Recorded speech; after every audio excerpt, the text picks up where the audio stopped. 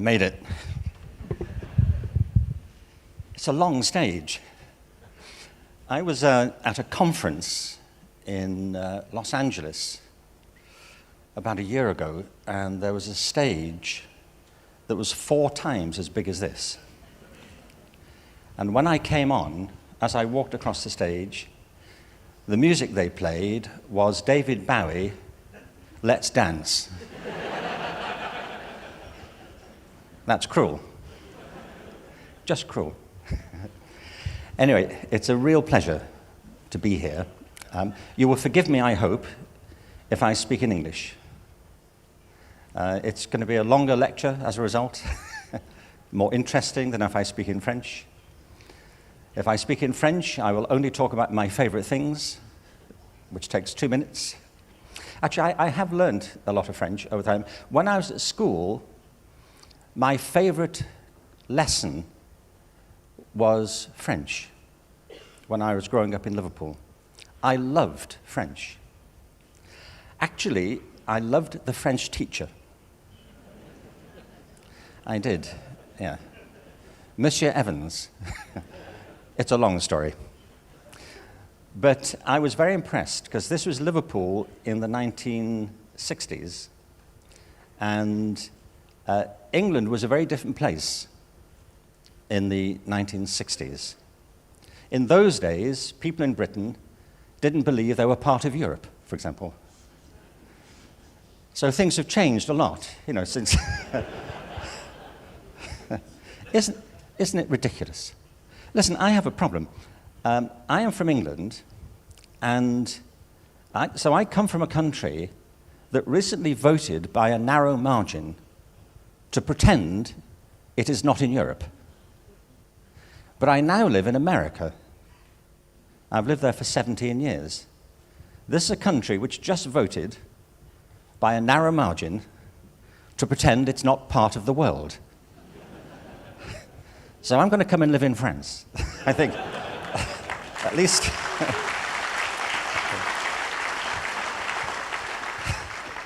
I mean, you know who you are, and that you are in Europe, so this is great.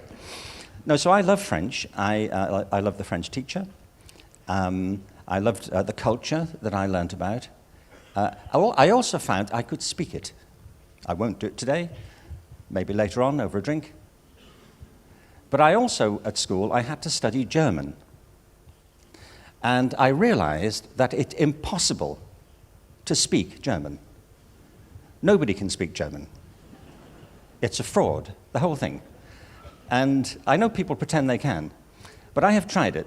I was told at school, and I'm telling this for a reason, that I wanted to do art at school, but I was told it was impossible to study art and German. I thought they were making a conceptual point, that it was mentally impossible to do art and speak German at the same time. But it was because it conflicted on the school schedule. And so I said to my head teacher, what should I do? And he said, you should do German. I said, why? He said, it will be more useful. Now, I want you to think about this as we go on, because it struck me at the time when I was 14 as a ridiculous idea. I don't mean that German is not useful. It is very useful, especially in Germany, where even quite small children speak it. But the idea that, which is associated with it, that art is not useful, is something that permeates most education systems. It sadly is true here in France, is it not? That there are certain disciplines taught in school which are important and other ones that are not important. You can more or less divide education, the experiences that you've had and that your children are having in education, into 2 sorts of subject: useful ones and useless ones. And the useful ones, you know, are the ones that are thought to be associated with academic work or with getting a job. And the useless ones are the ones that are thought to be culturally interesting but unlikely to advance your life in any way. Now, the reason I'm telling you this is that I was delighted to be asked to come and speak at USI because I think it's a very important gathering, and I wanted to offer congratulations right at the beginning of the conference to Francois and the team, because very often conferences, as you know, bring together people from similar disciplines and domains, and people talk to each other through the kind of patois of their own professional interest. One of the features of this conference is it brings together people across disciplines and from different sectors, from business, from education, from technology.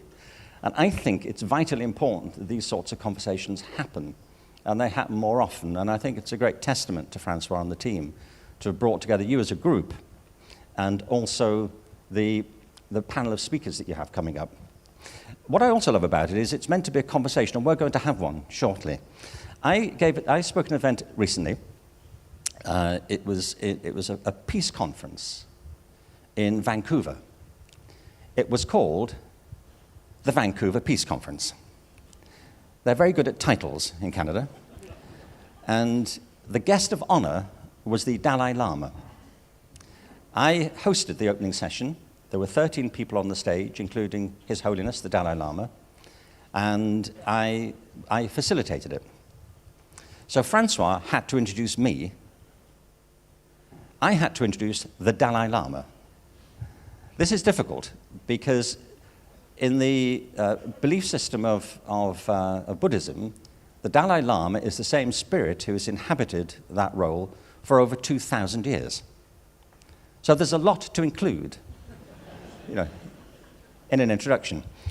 Anyway, he said a couple of very wonderful things. One of them was, and I want to come back to both of them, one of them was, he said, to be born at all is a miracle.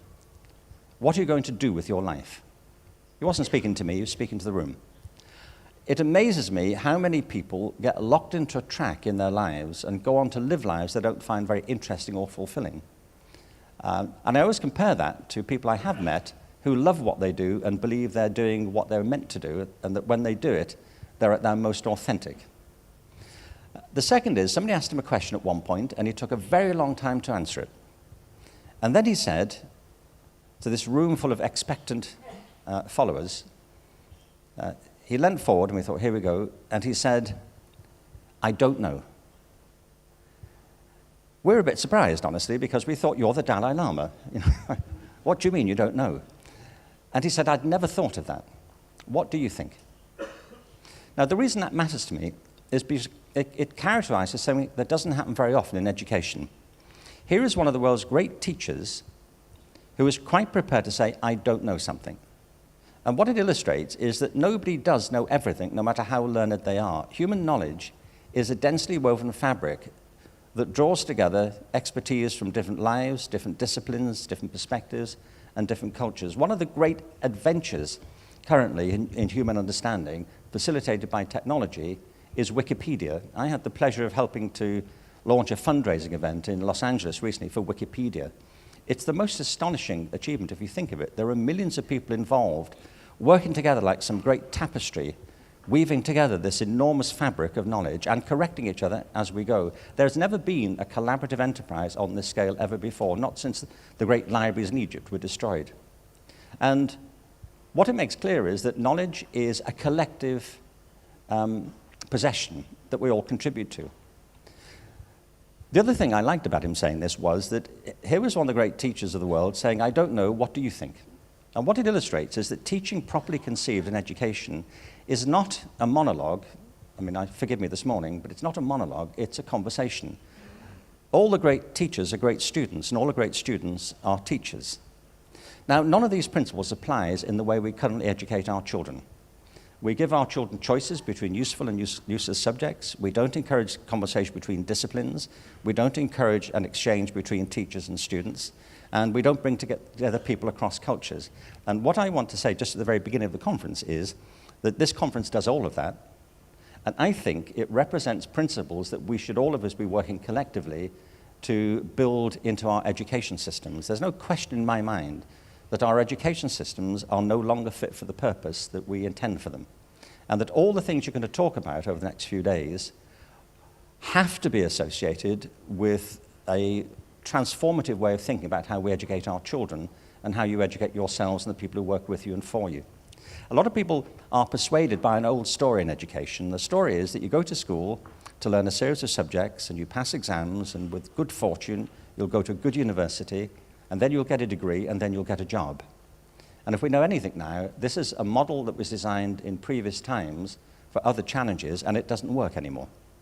So it's essential that we rethink it, and having the business community and the technology community in the conversation is vitally important. So,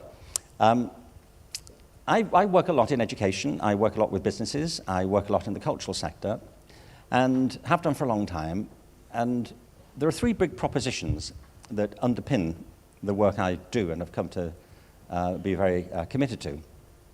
That's roughly this. One of them is, and I think these will run through the whole conference, one is that we all of us, wherever we are, whether we're in England or Europe, America or the world, that all of us, whether we like it or not, are caught up in a genuine, full-bore, full-throttle, unmitigated revolution.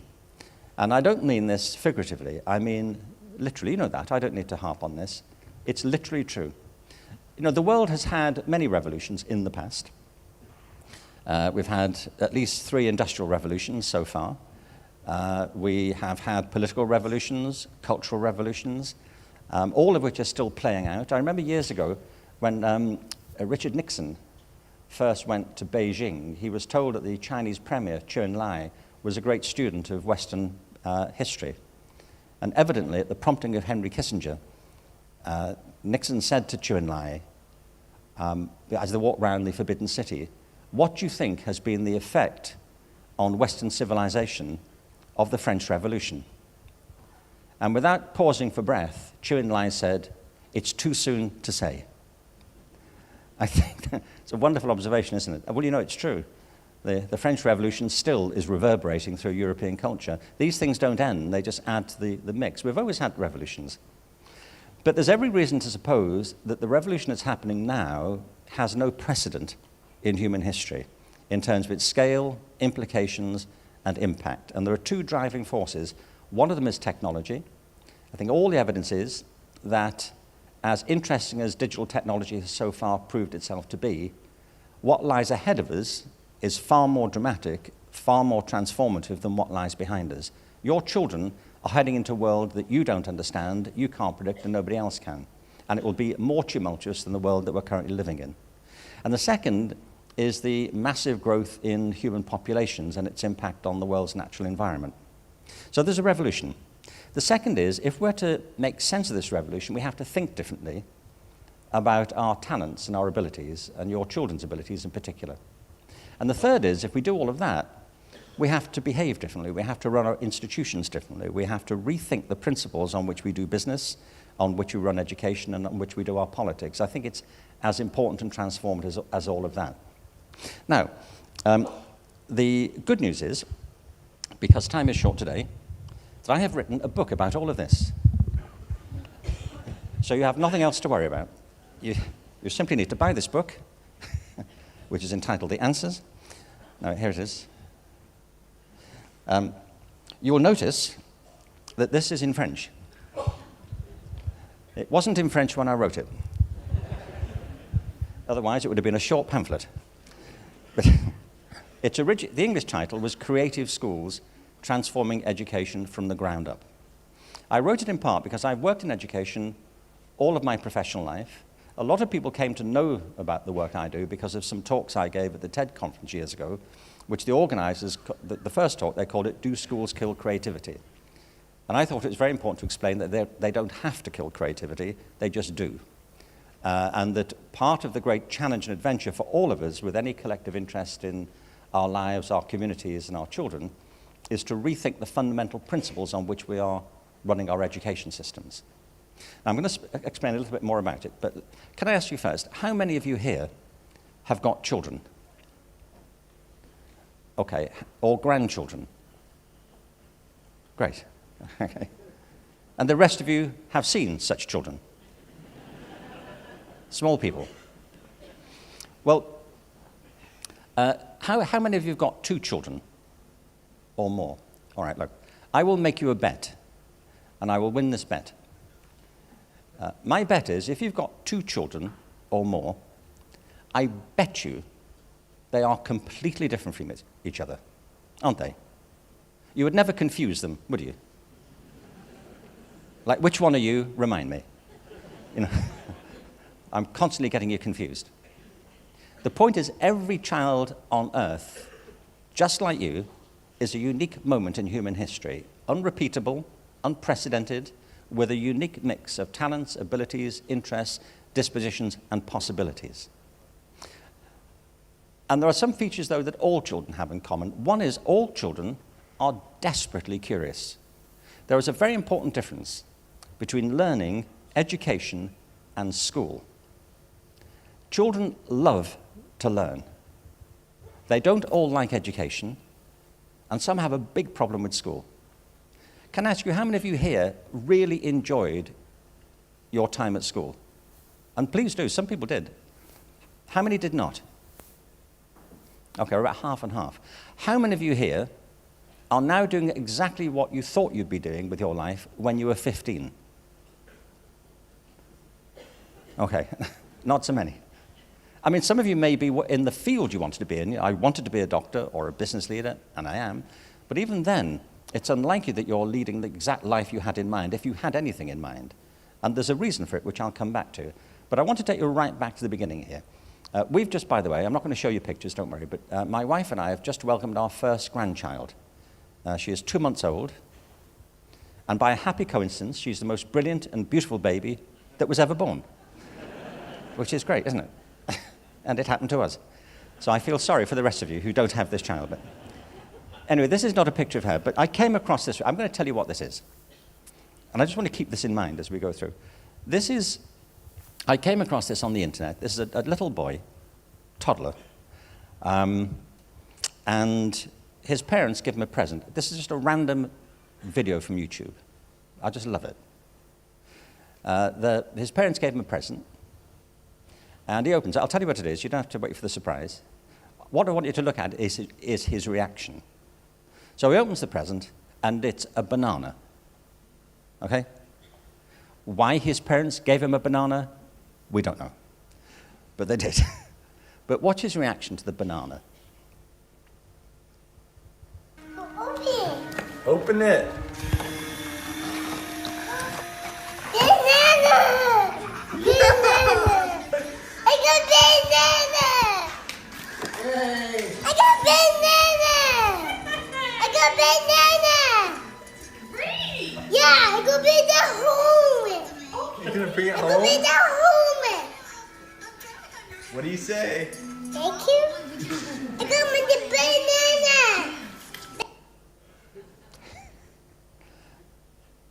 banana! It's fantastic, isn't it? You know, I think we should take another look at bananas.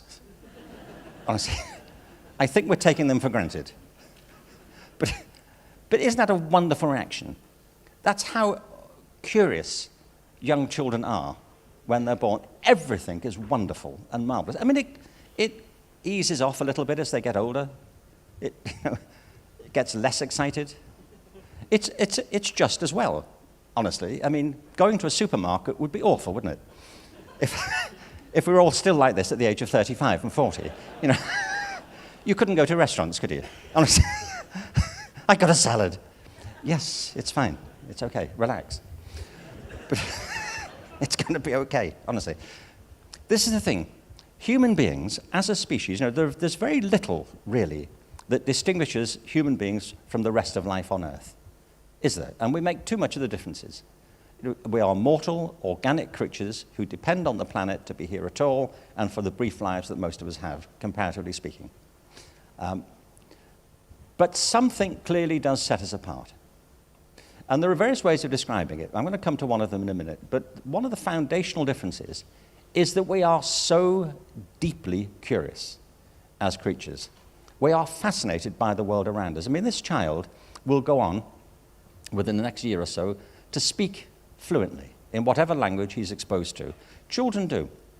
Our granddaughter daughter will, in ordinary circumstances, barring some physical impairment. And the interesting thing is, they will learn to speak, and nobody will teach them how to do it. If you're a parent, you did not teach your child to speak, did you? You didn't, because you couldn't. Because you don't know how you do it either. Even if you did, it's too complicated. You don't sit your child down, do you, at the age of 2, and say, we need to talk. Or more particularly, you do. And this is how it works, and you explain to them the fundamentals of grammar and how the subjunctive operates in the conditional sense. You don't do that. They just take it in through their skin. Learning is the most natural process that we inherit as human beings. Learning is the process of acquiring new skills and understanding. If this child is exposed to 5 or 6 languages, he will learn 5 or 6 languages. And there's no natural limit. You don't reach a point where you think, I can't take any more languages, keep my grandmother out of here. And they have no problem distinguishing them. Children at a young age don't think, am I speaking German now, or French, or English? Which is it? They just know. Learning is the most natural thing. The problem is with education. A lot of kids start to lose interest in learning when we begin to educate them. Education is a more intentional process of learning. It's a more organized process, and it happens for a couple of reasons. One of them is that we educate our children because we believe there are things they need to learn that we don't want to leave to chance. There may be cultural ideas, they may be intellectual propositions. And secondly, we educate them because we think there are some things they need to learn that are too difficult to get the hang of just by yourself, like calculus. It's unreasonable, isn't it, to expect a child to go and invent calculus by the age of 6, since only 2 people in the whole of human history managed to do it in their adult years. There are 4 reasons why we have education systems. One is economic. We educate our children so they will be suited to the world of work that they will be going into. This is one reason to question the current education system. It's almost now entirely unsuited to the world of work that you are helping to create. There are social reasons why we educate our children, so they understand the nature of the world and the social systems in which they operate. There's a lot of evidence they're not holding together as well as they should do. There are cultural reasons and there are personal reasons. Every education system in the world, including in France, is currently in a process of being reformed. And in my view, it's not working, and it's affecting your children, your grandchildren, and their children, and it will continue to do so unless we do something about it. The reason is that the reforms are being based on principles which are hostile to the kind of environment in which our children are growing and the sorts of lives they're likely to lead. It's why it's urgently important that we should reinvent them. And let me just give you a quick example. I'm sure you've come across something like this in your own. Let me go back. You recognize this, don't you? This is familiar. This is what happens by the time we get through education. We start out being fascinated by bananas, and in no time at all, we're sitting here. Now, I'm not saying all this is terrible, don't get me wrong, but the worldwide movement to reform education is based on 2 strategies, essentially. One of them is standardization. Now, it's worth remembering that your child is different from every other child in the world. But when they get into education, what the schools tend to look for, not because teachers want to, but because the political system requires it, is not what people can do individually, but what they can do in common. This is part of the problem. And the second is competition. Our education systems become intensely competitive. There's another way of showing you this picture. Let me explain what this is.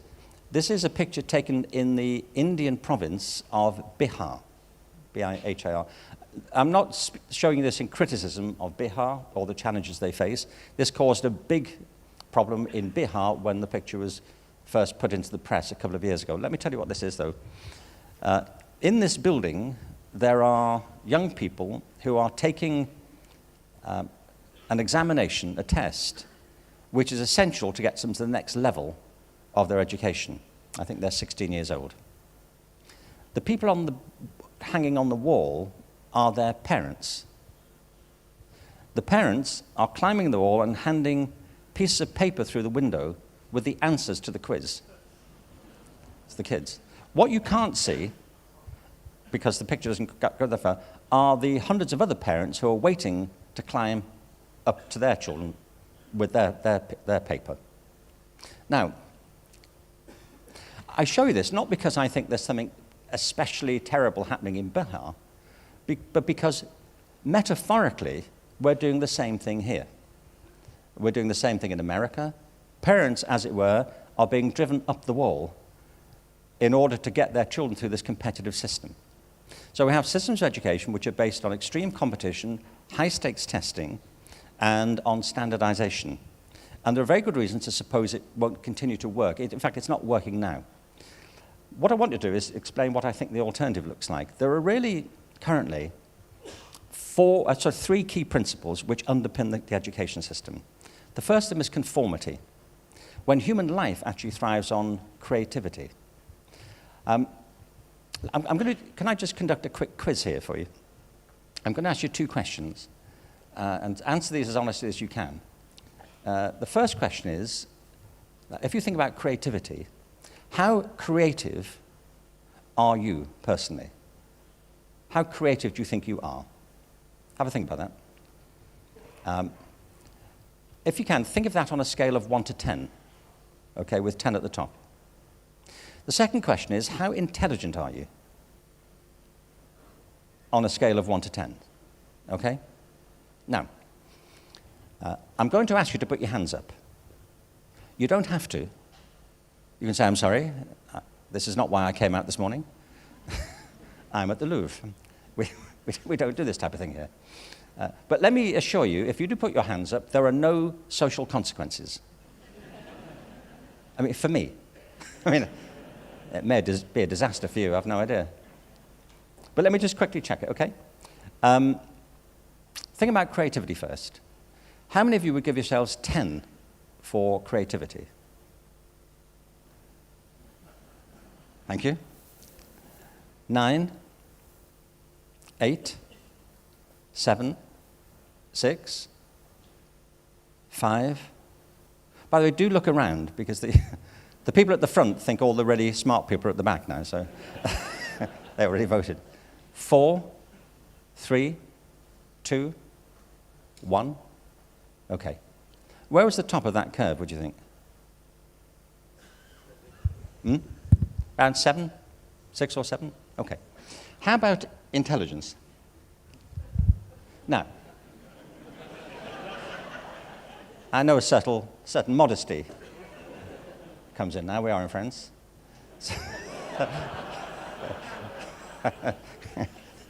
You should do this in America. So,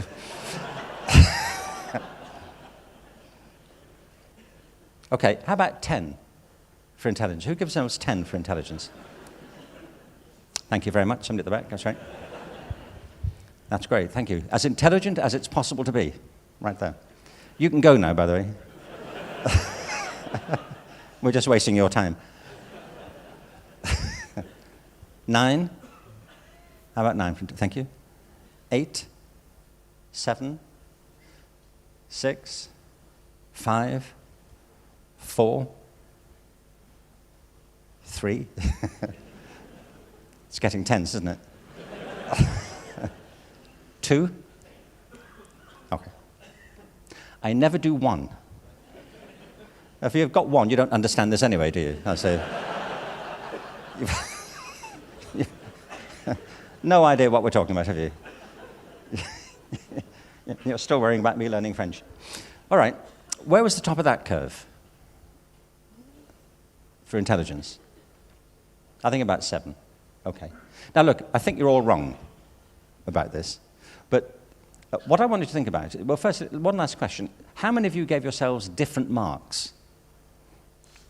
Okay. That's the thing that interests me.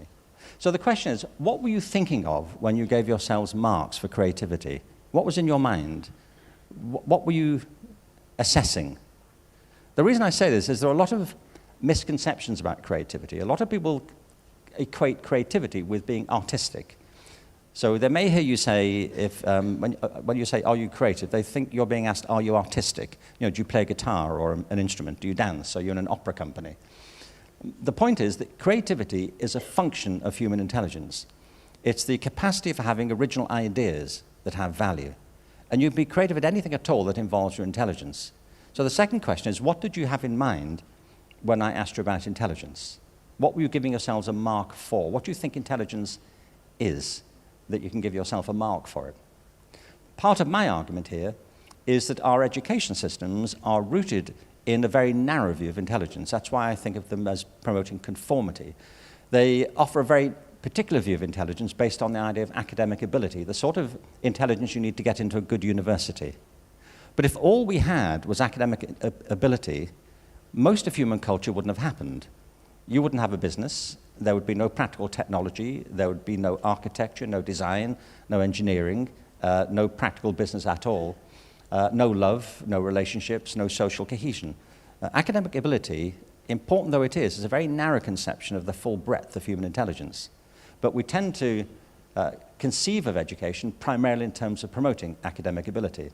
So maybe if you give yourself 1 or 2 or 5 for intelligence, my question is, what conception of intelligence are you working on?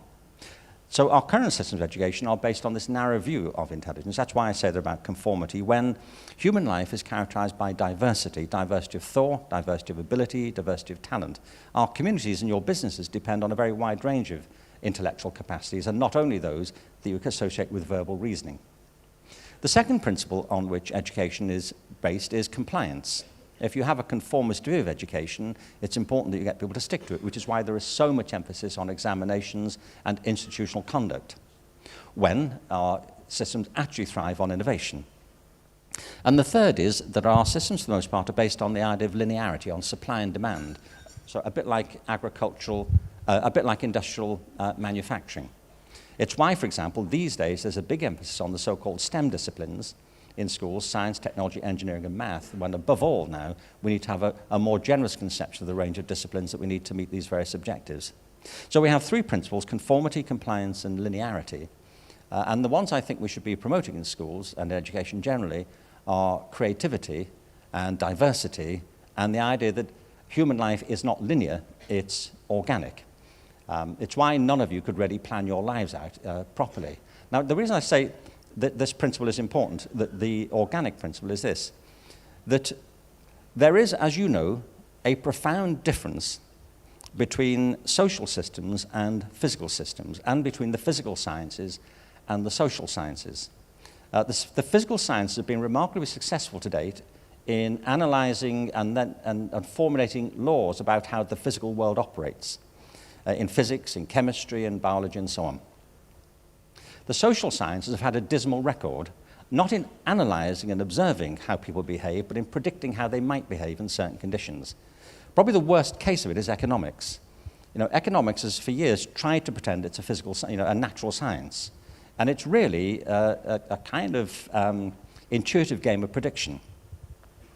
The great economist J.K. Galbraith once said, "The primary purpose of economic forecasting is to make astrology seem respectable."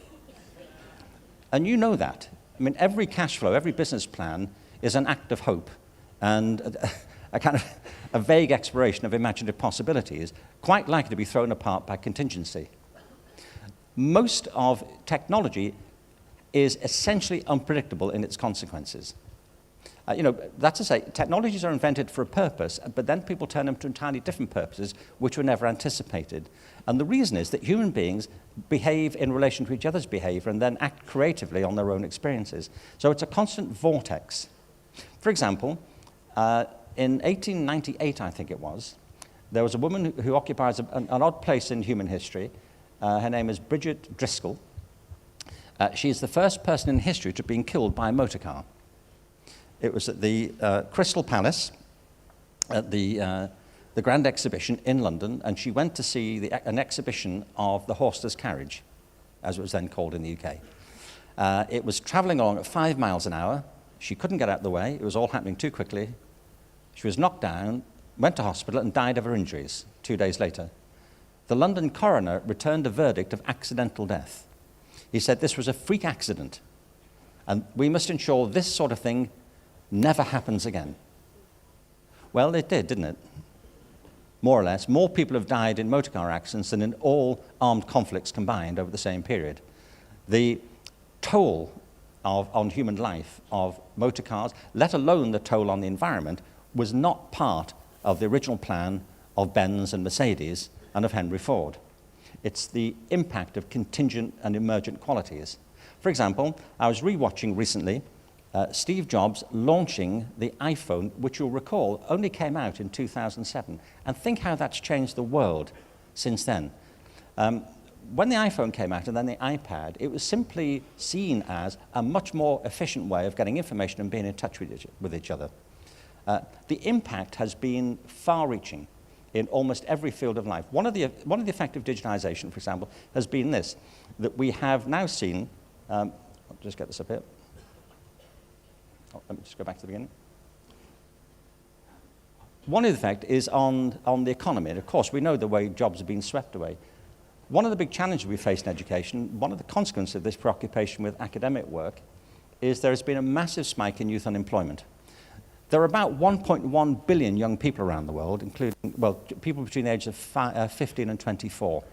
13% of them are out of work or have never been in work. That's about 75 million people. Youth unemployment runs at about twice the rate of adult unemployment. That's the average. It's what adults are like. And you know, in parts of Europe, youth unemployment is running at over 50%, particularly in some of the Mediterranean states. Education is meant to be preparing people for the economy. In some respects, one of the reasons it's happening. But the preoccupation, this is happening, by the way, while millions of jobs, as you know, are unfilled. So in terms of the economic purposes, our education systems are not fulfilling their promise, in part because the world of work has been changed so dramatically by digital culture. But there are some other intended consequences. I mean, Steve Jobs, I just love this picture. I mean, I grew up in 1950, 1960, as I say.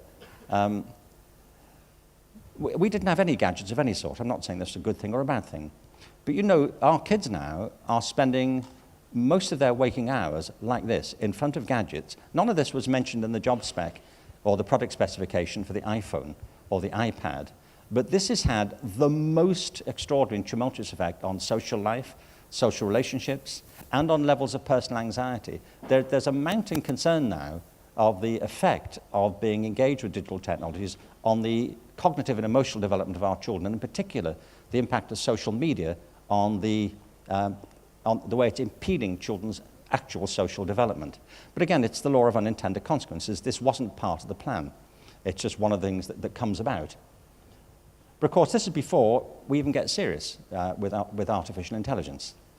That's why I'm saying all the gadgets we've seen so far are a kind of a rehearsal for the great tumults that's probably heading our way in the next generation. So one of the things we know about cultural life and social life is it's unpredictable, it's driven by contingencies and by emergent qualities, and yet our education systems are still based on the idea of linearity, of supply and demand, the idea that academic subjects are the ones that get you through your life, that if you get a degree, life will be good, and we can move forward confidently. Now, I believe we have to reinvent the whole system. It has to be invented on principles of collaboration. It has to be reinvented on principles of distributed expertise. It has to become more localized, more personalized, and more customized. The good news is we can do it. Let me just show you this quick puzzle. You just recently gave yourselves marks for creativity. I'm going to end with a comment on that in just a minute. But how many of you here speak Dutch? Okay, you have a small advantage here now, as there is a Dutch subtitle. This was on Dutch television. This is a puzzle. See if you can solve it. I'll tell you what the setup is. You'll see here there's a room. There's a table in the room. In the middle of the table, there's a plastic tube. At the bottom of the tube, there is a peanut. People go in. They have to get the peanut out of the tube. That's it. That's the whole quiz. Okay? See if you solve it.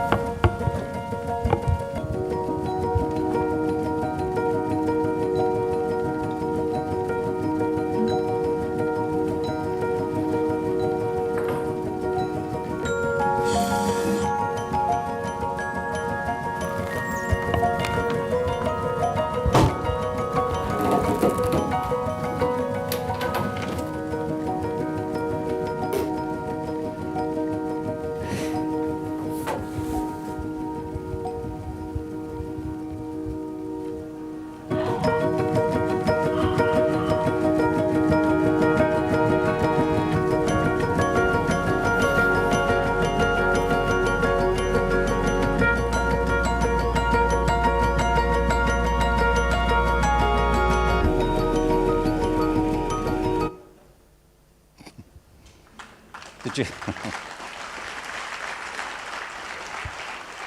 How many of you got that?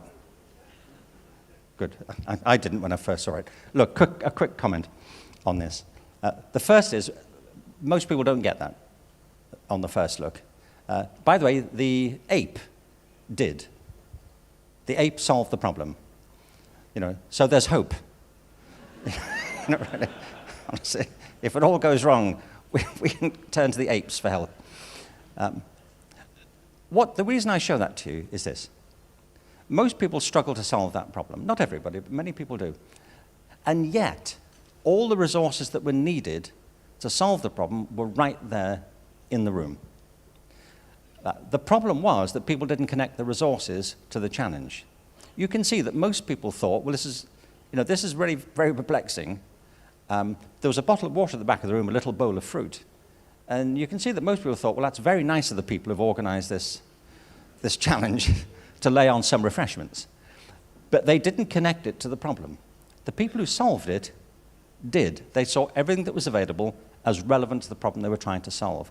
And it's one of the key dynamics of genuine innovation and transformative work that we are expansive in our understanding of the resources as well as open in our understanding of what the problem is.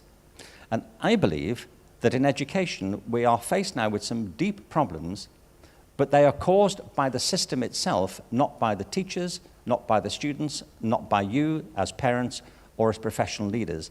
We have all the resources we need to deeply enrich, improve, and transform education, as long as we understand what they are.